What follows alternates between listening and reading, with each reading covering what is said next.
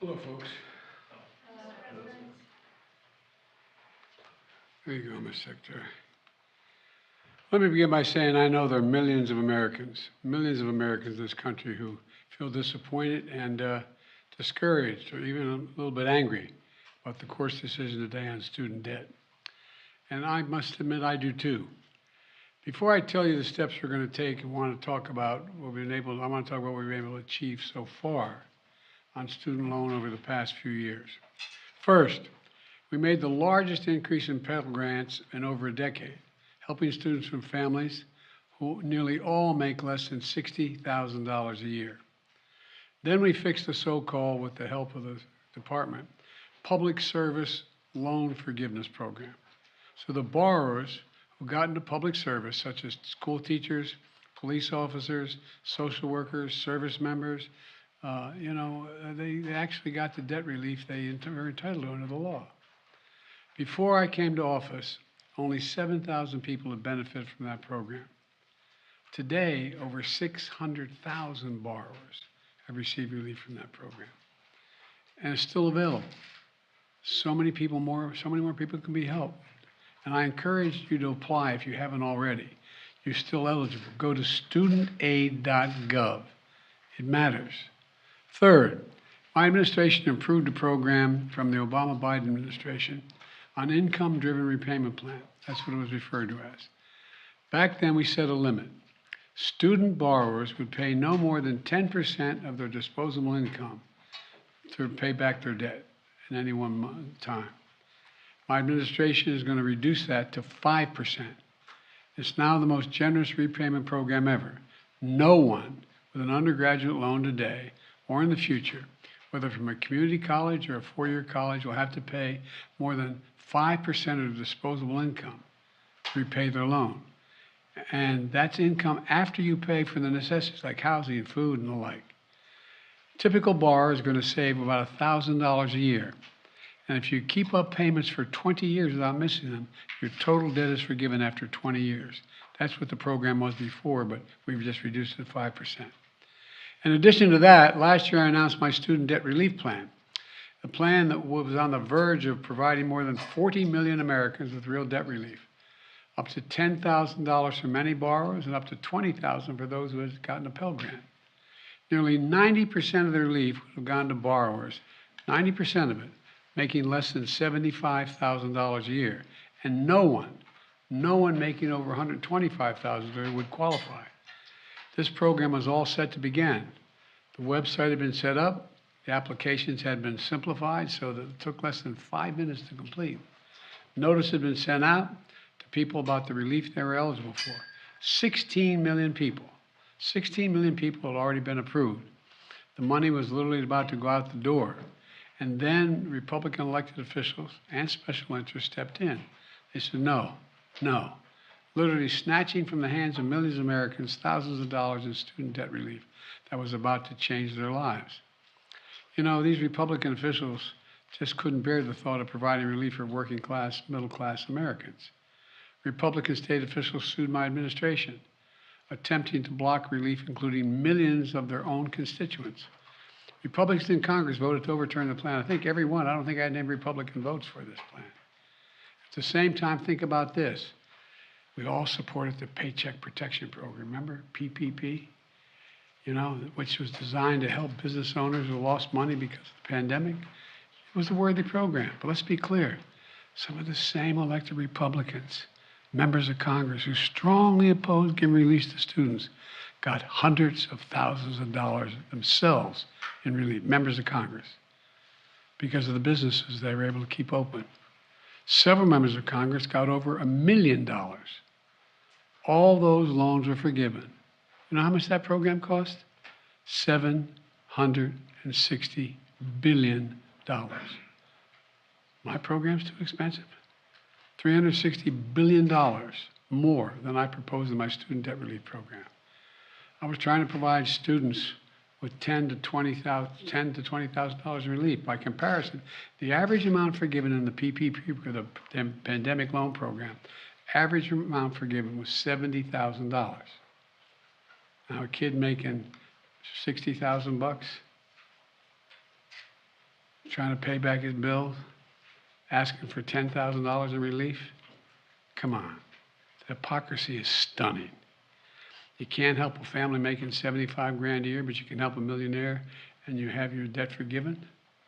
My plan would not only have been life-changing for millions of Americans, it would have been good for the American economy, freeing millions of Americans from the crushing burden of student debt. More homes would have been bought, more businesses would have been started, more couples would have had the confidence to start a family. Millions of people would have felt they could get on with their lives. These Republicans blocked all that.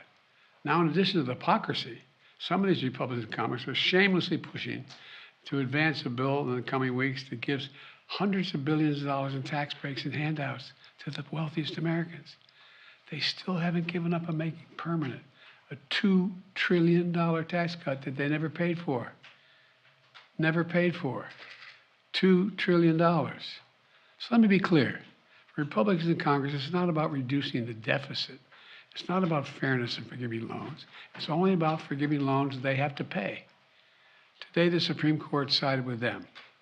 I believe the court's decision to strike down my student debt relief program was a mistake, was wrong. I'm not going to stop fighting to deliver borrowers what they need, particularly those at the bottom end of the economic scale.